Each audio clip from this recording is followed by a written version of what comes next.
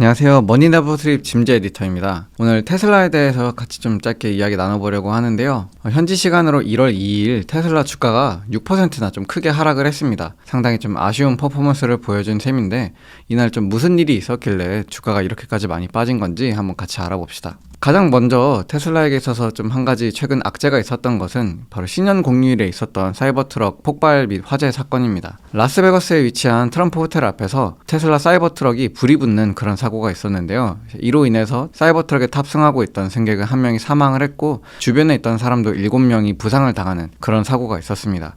이 사이버트럭은 투로라는 이제 모바일 플랫폼, 차량 대여 플랫폼을 통해서 렌트된 차량으로 확인이 되었고, 이 차량 안에는 다량의 폭죽이 적재되어 있었던 것으로 확인이 되었습니다. 이제 이번 화재 사건을 놓고 이것이 뭐 테러 소행이냐 아니냐 이런 것들에 대한 의혹들도 많이 나오고 있고, 경찰에서도 계속 조사를 진행 중에 있는데요. 아직 뭐 정확히 구체적으로 어떤 이유로 이런 사건이 발생했고, 이런 것들이 다 밝혀지진 않았지만, 이 그림만 보셔도 이것이 테슬라에게 있어서 뭐 긍정적으로 작용할 그림은 아니라는 걸 너무 쉽게 아실 수가 있죠. 예, 이런 사건은 당연히 기업 입장에서도 큰 악재일 수 있기 때문에 일론 머스크 또한 이 사건이 터지자마자 바로 이것에 대해서 좀 조사를 착수를 했었고요. 이에 대해 또 이제 몇 가지 결론들도 함께 공유를 했었습니다. 자신의 X를 통해서 우리가 확인한 바로는 이번 폭발 자체는 그 차량 안에 탑재되어 있었던 다량의 폭죽 그리고 잠재적으로 존재할 수도 있었던 폭탄에 의해서 이제 이런 폭발이 발생한 것으로 보이지 사이버트럭 자체에 대해서는 이것이 전혀 무관하다. 이 차량 자체는 그 폭발하는 순간까지 모든 기능이 정상적으로 수행되고 있는 것이 확인이 되었다라고 조사 결과를 공유를 했고요. 또한 폭발 이후에도 배터리 팩은 화재가 전혀 발생하지 않았고 타이어들 또한 아주 멀쩡한 상태였다. 우리가 이 사이버트럭을 다시 테슬라에서 회수한 다음에 뭐 이런 몇 가지 기스들 다 제거하고 나면은 다시 도로 위에서 정상적으로 이것이 다닐 수 있게끔 조치를 취할 거다라고 이제 강조를 하기도 했습니다. 쉽게 말해서 이번에 있었던 이 사이버트럭 폭발 및 화재 사고가 어떤 테슬라 차량 자체의 결함에 의해서가 아니라 어떤 외부의 소행으로 인한 것이니 뭐 사이버트럭이나 테슬라에 대해서 이걸로 인해서 부정적인 견해를 가질 필요는 없다라고 적극적으로 해명에 나선 것이죠. 물론 신년 공휴일에 있었던 이 사고도 사고지만 이 일날 있었던 주가 하락에 더욱 크게 영향을 미친 것은 아무래도 이날 발표되었던 생산 및 인도량 실적에 있지 않았나 싶습니다. 테슬라가 이날 4분기 및 2024년 연간 생산 인도량 수치를 발표를 했는데요. 오늘 숫자부터 살펴보시게 되면은 이번 4분기에 테슬라는 총 45만 9,445대 차량을 생산을 했고 49만 5,570대 차량을 인도를 했습니다. 재고에서 일정 부분을 더 판매를 한 것이죠. 연간 단위로 보시게 되어도 177만 3,443대 차량을 생산을 했고 178만 9,226대 차량을 인도한 것을 보실 수 있는데요. 이 수치가 나왔을 때 시장은 대단히 부정적으로 반응을 했습니다. 그럴 수밖에 없었던 이유가 연간 단위로 보시게 되면은 이것이 2023년과 비교해서 생산과 인도 둘 다 줄어든 결과이기 때문이죠. 특히 인도량에 있어서 테슬라가 연간 단위에서 감소를 기록한 것은 정말 오랜만의 일입니다. 2010년에서 11년으로 가는 이때에도 인도량 감소를 경험하긴 했었는데 사실 이때는 워낙 초창기니까 크게 의미가 없었다고 쳐도 테슬라가 전기차 기업으로서 어느 정도 자리를 잡고 난 이후로는 정말 처음으로 실적 감소를 기록한 셈입니다. 특히 이런 실적 감소를 월스트리트에서 좀 부정적으로 바라봤던 이유는 최근 테슬라 랠리가 워낙 거셌기 때문입니다. 특히 트럼프 당선 이후로 테슬라 주가는 단기간에 2배 가까이 뛰면서 전고점을 기록하기도 했었는데요. 이렇게 가파르게 오른 주가 때문에 이 기업의 밸류에이션 또한 상당히 많이 올라와 있는 상태였거든요. 이제 그러다 보니까 이런 어떤 실적 감소가 지금 너무 높아져 있는 밸류에이션과 맞물리면서 좀 시장의 우려로 확산이 된 겁니다. 현재 테슬라 밸류에이션이 어떤 상황인지 간략하게 짚어보면은 현행 PER 110배 수준인 것을 보실 수가 있습니다.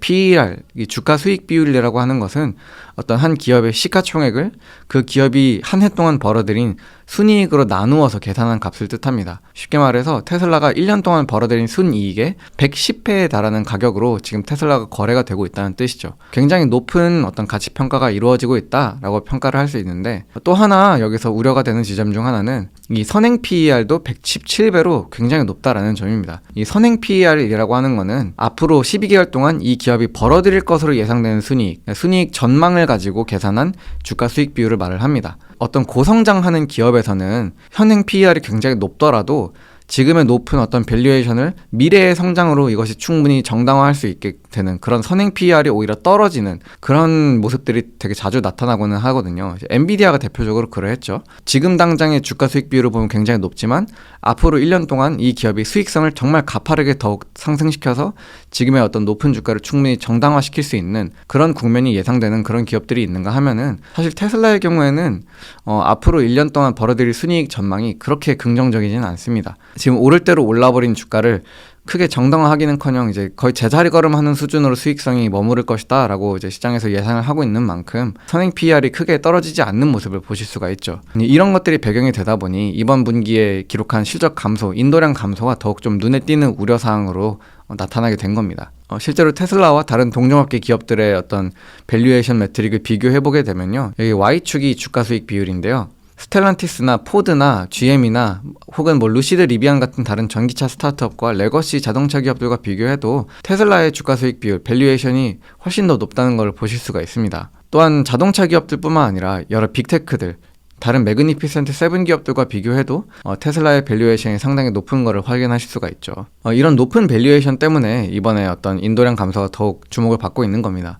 그러나 이제 이런 월스트리트에서의 실적 감소에 대한 우려, 밸류에이션에 대한 우려에도 불구하고 일론 머스크는 상당히 긍정적인 전망을 제시하고 있는데요. 지난 3분기 실적 발표 때 일론 머스크는 2025년에 매출이 전년 대비, 그러니 2024년 대비 20에서 30% 증가할 것이다 라는 그런 전망을 제시한 바 있습니다. 일론 머스크가 이런 과감한 목표를 제시할 수 있었던 배경에는 이 기업이 출시를 목표로 하고 있는 저가형 전기차가 배경에 있을 것이다 라는 분석이 좀 지배적인데요. 특히 올해 상반기 중으로 모델 3와 모델 Y의 몇 가지 개선을 통해서 비용을 절감한 그런 새로운 모델이 나올 것이라는 전망이 지배적입니다. 일례로 에버코어 ISI의 크리스 맥날리 애널리스트는 개선된 아키텍처와 디컨텐팅을 통해 모델 3와 Y의 새로운 변형을 $4,000에서 $5,000 더 저렴하게 제공할 것으로 예상한다 라는 전망을 내놓기도 했는데요. 만약에 테슬라가 정말로 모델 3의 가격을 이렇게 크게 인하할 수 있다고 하면은 현재 진행 중인 어떤 세제 공제 혜택까지 포함을 했을 때 $25,000 수준으로까지 이 모델 3의 가격이 내려올 수도 있거든요.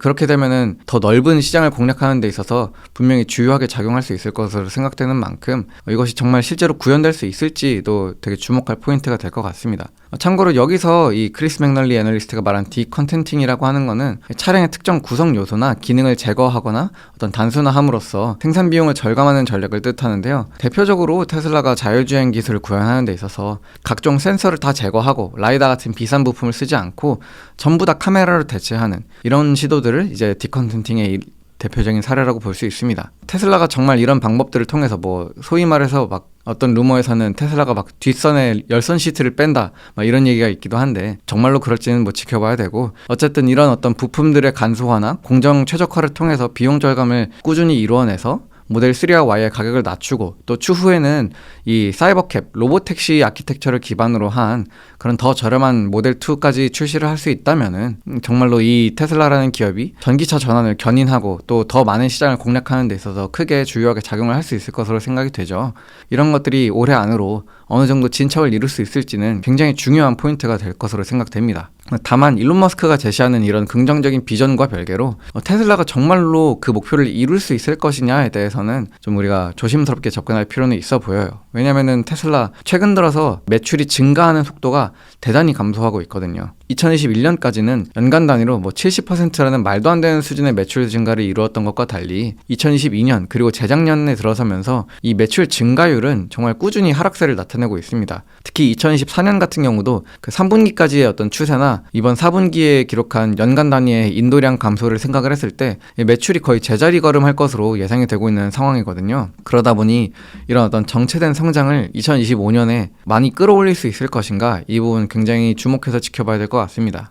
또 한편으로는 이제 테슬라 강세론을 말씀하시는 많은 분들이 이야기하는 것 중 하나가 테슬라가 만들어내는 이 AI의 가치에 대해서 이야기를 많이 하십니다. 테슬라의 현재 가치를 이 기업이 영위하고 있는 전기차 사업부만으로만 평가하는 것은 말이 안 된다라는 거죠. 테슬라가 보유한 AI 기술, FSD라던가 옵티머스나 사이버캡 같은 그런 다양한 기술들이 앞으로 창출해낼 수 있는 다양한 미래 가치를 생각을 했을 때 이 기업은 AI 기업으로 봐야 한다 라는 부분들을 많이 강조를 하시는데요. 어찌됐건 기관들 이 테슬라를 바라볼 때 있어서는 숫자를 굉장히 중요하게 여기고 당장의 실적 압박이 그런 부분들에 있어서 특히 기관의 투자 의견에 있어서는 굉장히 부정적으로 작용할 수 있다는 걸 고려했을 때, 그리고 또한 기관들이 테슬라 주식을 굉장히 많이 보유하고 있다는 사실을 생각을 했을 때는 실적 압박에 대한 내용도 결코 간과해서는 안 될 것으로 생각됩니다. 마지막으로 이제 머스크와 트럼프의 브로맨스, 이 둘의 어떤 긴밀한 관계에 대해서도 한번 짚어보려고 합니다. 많은 분들 이미 잘 아시는 것처럼 이제 일론 머스크는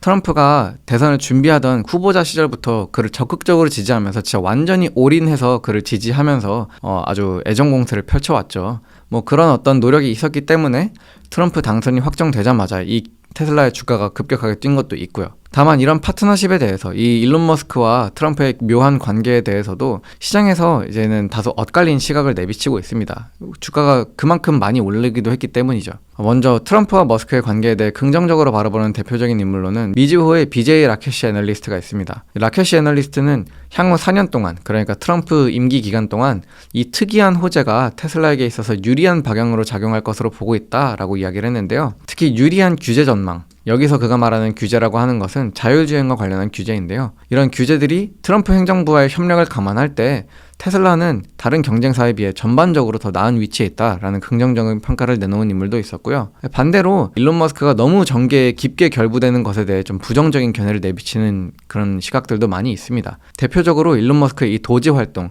Department of Government Efficiency, 디파트먼트라는 이름이 붙었지만 엄밀히 따지면 부는 아니고 일종의 자문위원회 같은 그런 기관의 수장으로 일론 머스크가 활동을 하게 되었는데, 이 정부 효율화를 위해서 일하겠다라고 하는 이 부서의 활동에 대해서 너무 시간을 많이 빼앗기게 되는 것 아니냐라는 우려를 표하는 시각들이 많이 나오고 있습니다. 일론 머스크가 이 도지 활동을 통해서 이루고자 하는 목표에 대해서 밝힌 것들을 살펴보면은 하나같이 정말 굵직굵직한 목표들이 많습니다. 연방 지출 및 낭비를 감소시키기 위해서 IRS, 국세청 예산을 줄이겠다, 막 이런 것들에 대한 언급도 잠깐 한 적도 있고, 정부 규제나 관리를 간소화하는 것이나 중앙기관의 기능을 재구조화하는 것이나 백악관 정부 부처의 여러 기술을 현대화하는 것, 어느 것 하나 따져봐도 간단히 진행될 수 있는 일들이 하나도 없어 보이죠.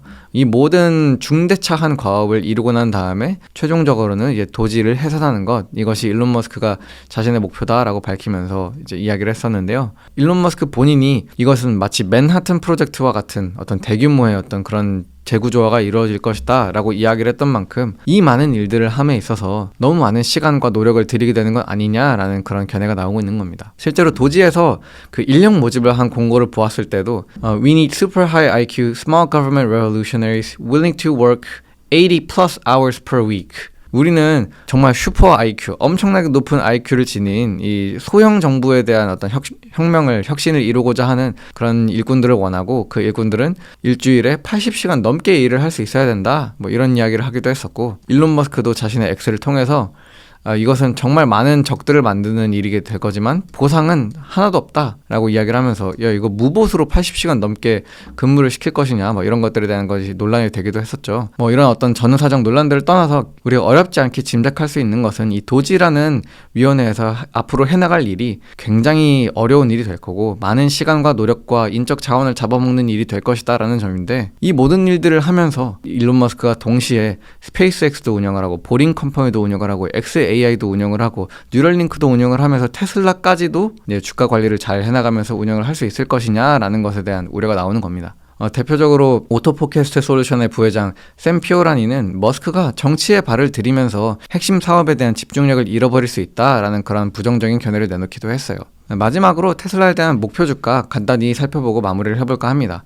지난 몇 개월 사이 테슬라의 주가가 워낙 가파르게 오르다 보니까 이미 여러 개 기관에서 내놓은 목표 주가를 상회한 지 오래입니다. 네, 오늘 이렇게 테슬라와 관련해서 최근 있었던 몇 가지 이슈와 더불어서 또 특히 2024년 생산 및 인도량 실적 짚어봤는데요. 정리하면은 2024년 테슬라에게 있어서 가장 좋은 한 해였다라고 평가하기는 다소 어려울 수 있는 그런 시기였던 것 같습니다. 굉장히 오랜만에 인도량 감소를 기록한 것은 분명 투자자들 입장에서도 우려스럽게 생각할 수 있는 지점인 것 같고요. 물론 그럼에도 불구하고 또 테슬라가 지니고 있는 다양한 AI 역량과 또 일론 머스크의 어떤 그런 긍정적인 비전, 특히 저가형 전기차를 바탕으로 하는 성장 시나리오를 좀 생각을 했을 때 이 기업이 올 한 해는 또 새로운 모습들을 보여줄 수 있을지 지켜보면 좋을 것 같습니다. 머니네버슬립 뉴스레터와 네이버 프리미엄 콘텐츠 지금 바로 구독해보세요.